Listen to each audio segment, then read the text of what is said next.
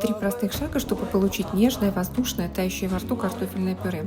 Во-первых, я хорошо сливаю воду, в которой варился картофель, чтобы ушли излишки крахмала.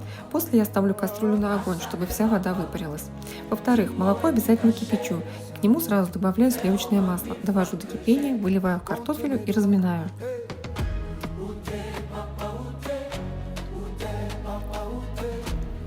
И напоследок я взбиваю пюре миксером.